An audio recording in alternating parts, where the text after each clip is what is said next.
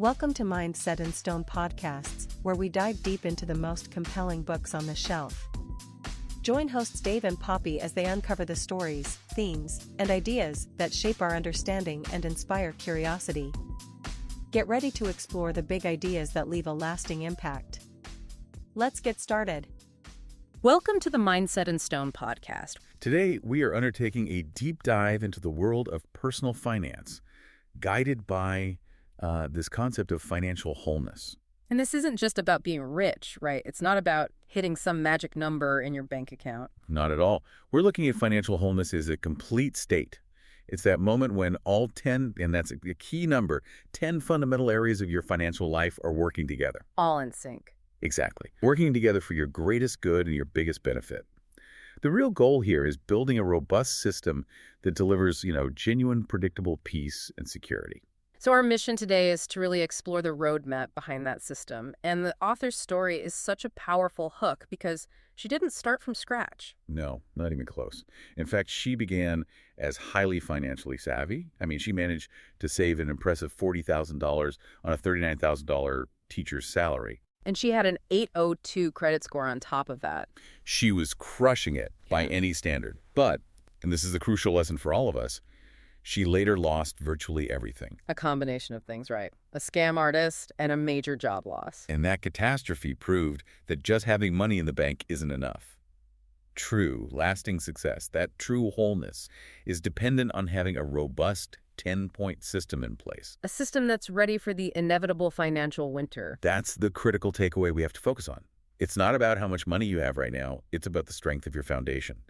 So for the next half hour or so, we're diving into the actionable do's, the practical steps you can start taking today. Regardless of your current income or, how deep that debt hole might feel. Exactly. So we have to begin not with a spreadsheet or a budgeting app, but with the mind, the foundational mindset required before you even touch a bank statement. Right. Financial wholeness really does start internally.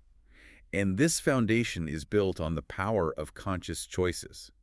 The author shares this really powerful childhood lesson that illustrates it perfectly. The water or ice cream dilemma. Okay, let's unpack this a bit because it sounds simple, but the consequences were very real. Tell us about the water. Well, when she was a child, she had this habit of running all the faucets in the house. She just loved the soothing sound of the running water. Okay. And her parents, who were very budget conscious, didn't just tell her to stop. They tied the cost of that wasted water directly to her weekly ice cream allowance from the truck. So when she ran in, all excited to get her dollar for the ice cream truck, Her father gravely told her, "Odochi, the waterman just left with your dollar." that is a brutal but, wow, a profound lesson in opportunity cost. It is. The principle is that every small financial choice, even something as automatic as running the water, has a direct, often immediate impact on your quality of life. Whether it's the utility bill itself or the money just not being there for something else you want. You have to learn to consciously weigh those short-term desires, like the soothing sound of water or that momentary buzz from an impulse purchase against your long-term goals. Like getting ice cream or, achieving real financial security. And this leads right into her own story. After her own financial crisis, losing the condo, racking up massive debt, and then moving back home at nearly 30, the turnaround only began when she faced a hard truth. Overcoming financial shame. She had spent 2 years in denial. She refused to accept financial responsibility and just blamed the scammer who ruined her. And that refusal, it wasn't just prolonging her suffering. He was actively preventing her recovery. It wasn't until a friend had a really normalizing conversation with her that she was able to forgive herself for her mistakes. And only then could she finally focus on solutions. Right. Shame, she realizes, this huge paralyzing roadblock. It stops you from tapping into the skills you already have, and it just eats up immense emotional energy that should be going toward building your system. That shift from shame to acceptance, that's the bedrock of the growth mindset she talks about. It is. She encourages us to view financial discomfort not as a failure, but as a signal of growth, of leveling up. Like the achy knees she had as a teenager. Exactly. They were painful, but they meant she was getting taller. They were classic growing pains. You should expect that discomfort when you're leveling up your finances. It's a sign your financial body is changing, so you should greet it with appreciation, not fear. And this leads to a really critical practical takeaway, a reflective question for you, our listener. Practical takeaway 1. Take a moment for gratitude and potential. When the author was at her absolute lowest, she made herself look for the tiniest block of hope to build on. We challenge you to find your raggedy suitcase or your 50 email addresses. Can you explain that anecdote a little more? What did the raggedy suitcase represent? It was literally a beat-up suitcase holding her clothes. She forced herself to be grateful for the small fact that she had clothes and a suitcase to put them in. It sounds almost trite, but that act of forced, almost sarcastic gratitude, it worked. It shifted her mental focus from what she lacked, a home, money, security, to what she had, her health, her skills, her connections. And the 50 email addresses were those connections. She built a whole new business by finally emailing those 50 contacts she'd ignored while she was paralyzed by shame. The point is to shift your focus from lack to potential. Find that tiny bit of opportunity to build on, no matter how small it seems right now. We also have to talk about guarding your influences. Oh, this is so important. Our financial habits are deeply ingrained. They're formed by our family history. If your parents overspent, you might follow that pattern. Or you might oversave out of spite if they were, frugal to the point of embarrassing you as a kid. And then there's the constant bombardment from society. We are relentlessly advertised to, blatantly linking status, power, and happiness to buying stuff. You see it everywhere. Social media, ads, even in your friend groups, where connection and self-worth can get tied to consumption. And the consequences can be extreme, like ruining relationships or struggling with rent. Or they can be less obvious, like a poor credit score costing you a job or costing you thousands in higher interest rates. So you have to establish your own financial voice, question those ingrained behaviors. And the ultimate tool for breaking that cycle is what she calls the two-step-ahead pause. Okay, what is that? Before making any financial decision, especially a purchase, you just hit the pause button. And you ask yourself a sequence of questions. First, what will this purchase do for me now? Instant gratification, okay. Second, what will it do for me a month from now when the bill or the statement comes? And the third question is the killer. It is. What will I do when the bill comes and the money I earmarked for something truly important has to go to this purchase instead? That sequence just pulls you right out of the moment and forces you to confront the future liability. Exactly. If you can't answer that third question comfortably, the answer is no. Okay, let's move from the internal to the external and get really practical. Once the mindset is ready, clarity is power. And clarity begins with the money list. This is the first step toward 10% financial wholeness. Budget building. So, the money list. It's a financial diagnosis. It is. It requires 4 initial steps. First, list your money in all income sources. Second, list your money out every single expense, no matter how small. Then you have to calculate how much each expense costs you monthly. And then, the final step, which can be painful but is absolutely necessary. Calculate your beginning monthly savings, which is just income minus expenses. The author calls this tears and tissues time. And that is so relatable. It can be devastating to see a negative number or just realize how much of your income vanishes without a trace. But that awareness is crucial. She compares it to stepping on the scale before starting a diet. You can't blame it on a heavy sweater. It's the truth. And the truth is the only place you can start building from. Once you have that baseline, you move immediately to solutions by diagnosing the root of the problem.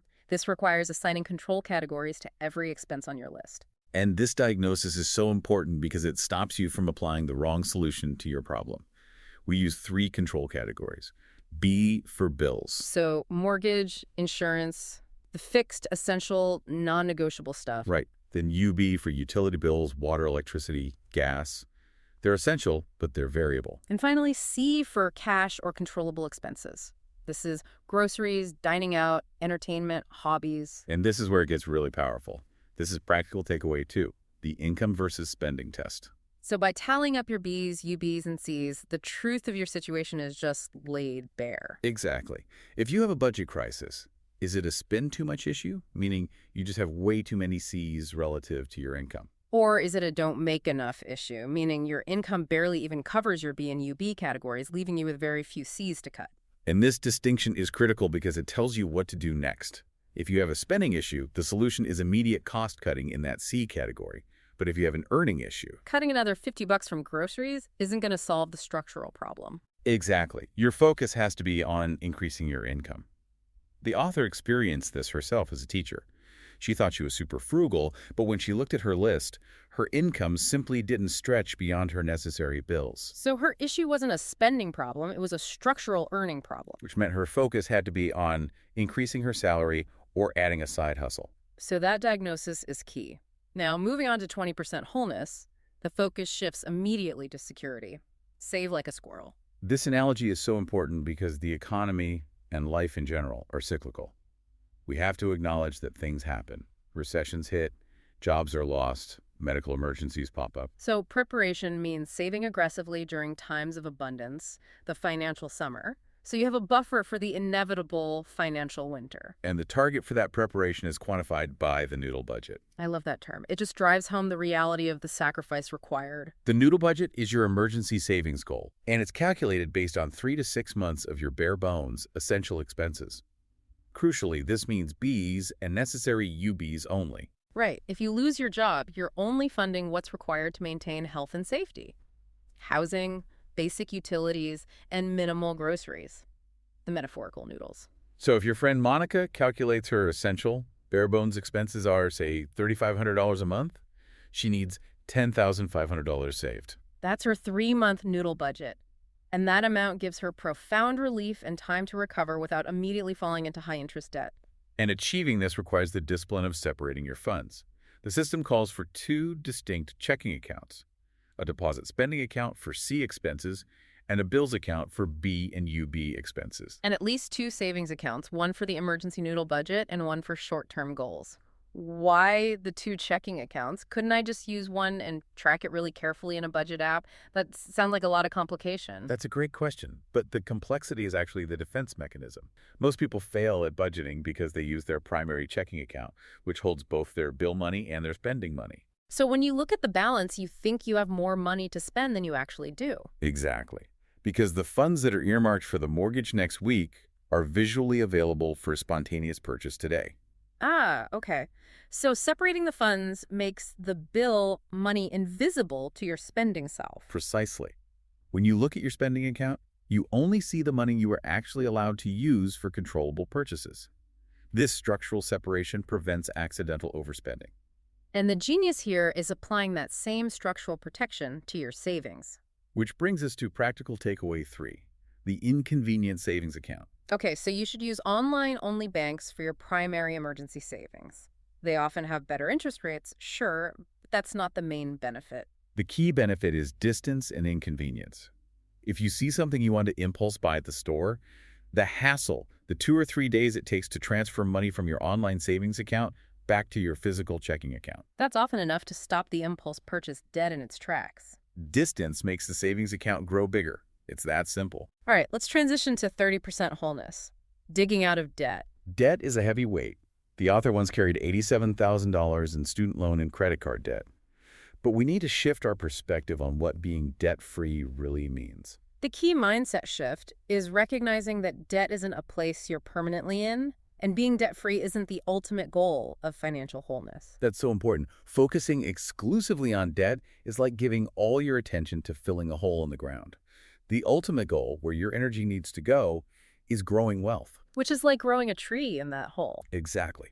You have to pay off expensive debt, but at the same time, you have to pay yourself and invest. Okay, so once you've compiled your debt list amount, owed, minimum payment, interest rate, due date, you have to choose a paydown plan with the 2 famous contenders, Snowball and Avalanche. Right.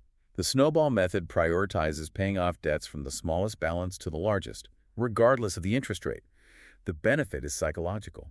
You get these quick wins that give you confidence and momentum. Then there's the Avalanche method, which is purely mathematical. It prioritizes the highest interest rate first, no matter the balance size. And this saves you the most money in the long run, because you're tackling the most expensive debt first.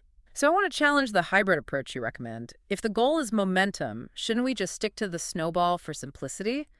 I could see how switching plans midstream might confuse people and kill the momentum they just built. It's a valid concern, but the benefit really outweighs the potential for confusion. This is practical takeaway 4. The hybrid paydown. You start with the snowball method, specifically to knock out 1 or 2 small, quick debts. Like a 5K sprint. Exactly. You do that to build that critical psychological confidence and prove to yourself that you can eliminate debt. So the snowball is the confidence builder. It is. Once that psychological momentum is secured, you immediately shift to the avalanche method to tackle the remaining, most expensive high-interest debts. So you get the best of both worlds, the quick mental boost of the snowball, while still maximizing your long-term savings by targeting the interest rate, which is the real enemy. And crucially, when you free up extra money, you have to remember to allocate it 50-50 between debt paydown and savings. You must fund your noodle budget at the same time. Right. Because being debt-free with zero savings is still a very vulnerable state. The next minor emergency just sends you right back into high-interest credit card debt. A quick but vital point on dealing with creditors. If you owe money, you have power and you have rights under the Fair Debt Collection Practices Act. For instance, you are not obligated to talk to collectors at work. Know your rights. And this is so important. Never, ever acknowledge or make a partial payment on zombie debt. Okay, what's zombie debt? This is old debt that has passed your state's statute of limitations, the legal window where they can sue you. Making a payment, even just $5, or even just a written promise to pay, can restart that statute of limitations. Wow, that is a massive trap. So if a collector calls about a debt from 7 years ago, you definitely should not confirm it or pay anything. Correct. Always ask for debt validation in writing first, and consult your local statutes. You don't want to unknowingly restart the clock on a liability you are about to be free from. Okay, moving to 40% wholeness, score high. Your credit score. Your FICO score is your GPA of financial choices. It ranges from 300 to 850, and it impacts everything from insurance rates to job eligibility. You have to focus your effort on the two biggest components of that score. Payment history, which is 35%, and credit utilization, which is another 30%. These two areas make up 2/3 of your entire score. Payment history is simple. Pay on time, every time. Credit utilization. That's the percentage of your available credit that you're currently using. To get an A grade, you want to keep that utilization under 30% of your total limit, but optimally under 10%. So for listeners who rarely use credit cards but want to boost their score, or those who carry small balances and want to maximize their utilization, there is a very specific automated strategy that relies on timing. Yes. This is practical takeaway 5, the jump like Jordan technique. This technique creates a payment loop that eliminates the human element from the process, making it flawlessly consistent. Right. You choose a credit card, ideally one with a zero balance, and you automate your smallest monthly bill, like a $5 magazine subscription or Netflix, to charge to that card every month. Then you automate the payment in full from your bills account. But the whole trick relies on understanding the difference between the statement closing date and the due date.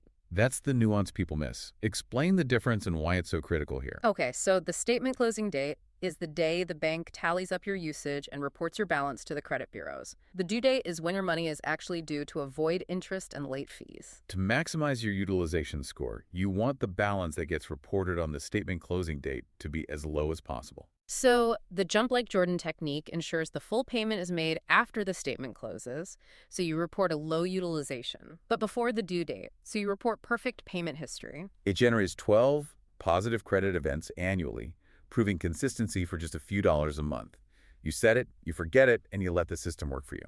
It's brilliant. Okay, time to shift gears into growth. 50% wholeness. Learn to earn. We're moving from managing the money we have to intentionally bringing in more. And the best place to start is often the most obvious one, maximizing your income at your current job. You have to leverage your existing contributions to earn more. And asking for a raise shouldn't be based on emotion, but on quantifiable data. Which is why you need to create what the author calls the Practical Takeaway 6, the brag book, or Go Me file. So this is a running, perpetual log of all your accomplishments, big and small, throughout the year. Yes, and you must emphasize how your actions quantifiably saved or made the company money. Did you streamline a process that saved $50,000 in operational costs?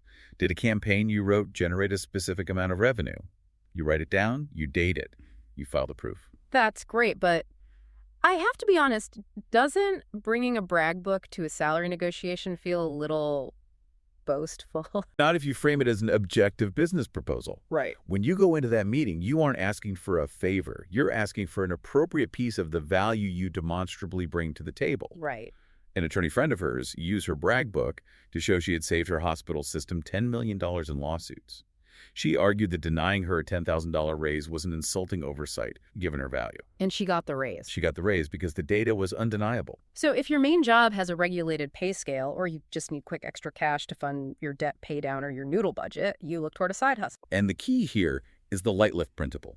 Focus on hustles that are aligned with your existing job skills or education to minimize that learning curve and get profitable faster. A teacher tutors. An accountant handles bookkeeping for a small business. A graphic designer creates social media graphics. This minimizes the risk of burnout and lets you command a decent rate right away. Now to 60% wholeness. Invest like an insider. This is the pinnacle of self-care for your future self, the person the author calls Wanda. You're taking steps today to ensure Wanda, your retired 70-year-old self, isn't stuck eating ramen every day because you ignored growth potential in your 20s and 30s. The objective is to amass 12 to 25 times your annual expenses or income. And the ideal contribution amount is 20% of your current income. We have to prioritize investing, not just saving in low-yield accounts, because money that just sits still is actually losing value to inflation. Investing is how your money survives and thrives, using the miracle of compounding interest. And when you're deciding where to put that money, especially for retirement, you have to maximize tax efficiency. Which brings us to practical takeaway 7, the HSA retirement hack. Health savings accounts, or HSAs. They offer a triple tax advantage, which is a rare, powerful gift from the government. Contributions go in pre-tax, they grow tax-free, and they come out tax-free when they're used for qualified medical expenses. But there's a crucial prerequisite here. You must be enrolled in a high-deductible health plan, or HDHP, to contribute. Once you meet the minimum balance threshold, which varies by provider, you can link the HSA to a brokerage account and invest the funds. So if you manage to avoid using that money for medical costs while you're young and working, it essentially becomes this powerful, tax-free retirement vehicle. Absolutely. The funds roll over year after year. Once you hit retirement age, you can withdraw the funds for any reason without penalty, paying only regular income tax, just like a 401k. But if you use it for qualified medical costs, which will be a massive expense in retirement, it's totally tax-free. It makes it an incredibly flexible and robust tool for Wanda. Finally, 70% wholeness addresses get good with insurance protection. Insurance is your necessary cushion against the unpredictable events that life throws at you. The essentials are health, property, and the two that are most often overlooked, life and disability insurance. For most people, term life insurance is the way to go. It's inexpensive because it only covers you for a specific period, usually your income earning years. A good rule of thumb is to aim for coverage that's 10 to 15 times your annual income. This ensures that if the worst happens, your beneficiaries have enough capital to replace your income, pay off the mortgage, and fund future needs like college. But the true essential that protects your entire financial wholeness system while you are alive is disability insurance. Yes.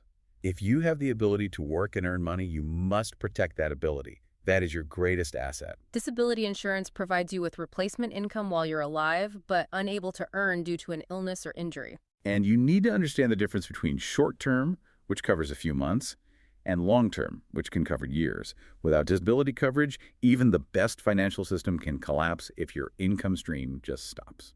Okay, we've reached the final building blocks. 80% wholeness is grow richish, which is all about increasing your net worth. And remember, everyone has a net worth. It's not just for the mega-rich. It's a simple calculation. Assets minus liabilities. It's the culmination of every step you've taken so far. It is the ultimate metric. It shows what you own versus what you owe. Income only tells you what cash is passing through your hands. Net worth tells you your financial resilience. You need to calculate this number, even if it's currently negative, and just accept it as your new baseline. And the objective here is to foster the accumulator mindset. You must shift your perspective from being a consumer who is always spending and financing to an accumulator who is always owning and investing. This means being extremely mindful about liabilities. The author notes how easy it is to quickly accrue liabilities by financing everyday items. Financing a TV, a new refrigerator, a side table. Every time you take out a loan for a non-essential item, you are actively increasing your liabilities and lowering your net worth. But wait, what if my refrigerator breaks down suddenly? Are you saying the accumulator mindset demands that I wait 3 months to save up for a new one, even if I have food spoiling? Isn't that taking the principle too far? But that's where the noodle budget comes in. The noodle budget is your immediate safety net for emergencies, like a broken refrigerator or a flat tire. The accumulator mindset applies to things you choose to buy, like the unnecessary side table or the brand new oversized TV where you decide to borrow money instead of saving for it first. I see. So borrowing money for non-essential consumption. It's stealing from your future self, from Wanda. Precisely. Practice buying non-essential things in cash after you've saved for them. This creates a financial buffer and strengthens your net worth. And the final step to 100% wholeness is leave a legacy. Estate planning. This is the ultimate protection for yourself and your loved ones. If you do not plan for your assets, your property, and your incapacitation, the court system, or default state laws, become the boss of your legacy. And that often creates unnecessary emotional and financial stress for your family. Which is why you need to establish the essential trio. A will, which is a document that speaks for you after you depart. A living will or healthcare directive stating your wishes if you become incapacitated. And a durable power of attorney, appointing who can make decisions on your behalf. This is particularly vital if you have minor children or are in an unmarried partnership where default laws can be especially punitive. So financial wholeness is achieved when all 10 facets are working in sync. From mindset and budgeting to debt, credit, earning, investing, insurance, net worth, team building, and legacy, all working together for your greatest benefit, you now have the roadmap. And that's the beauty of this deep dive. It's not just a collection of ideals, it's a stack of specific, actionable do's. We've covered everything from finding your raggedy suitcase for mental fortitude to maximizing your credit utilization with the jump like Jordan technique. And the core concept that threads through this entire framework, from separating funds to paying down debt, is automation. Automation takes the flawed human element, the shame, the impulse, the distraction out of the equation. Right, automation doesn't get tired or hungry or distracted. It just works tirelessly toward your goals. So, here is your final thought and listener challenge. We revealed the power of automation in protecting your goals, whether that's through the inconvenient savings account or using your bank's online bill pay to initiate debt payments yourself, rather than letting a creditor pull money from your account. So your challenge this week is simple. Automate one financial decision that you currently handle manually. Set it and forget it. This could be your first $5 transfer to your new online savings account, or setting up the automatic payment for your smallest credit card bill. Start today, because once the system is built and automated, it will work tirelessly toward your richest, most peaceful, and most whole life. Thank you for joining us for this deep dive into achieving financial wholeness. Until next time, keep digging. We hope you're leaving with fresh insights and a spark of inspiration. Remember to subscribe, leave a review, and check back for more episodes as we dive into new worlds of thought, one book at a time. Until then, keep your mind set in stone and your curiosity open. This has been a Big L Riz Media podcast, where big ideas meet lasting impressions.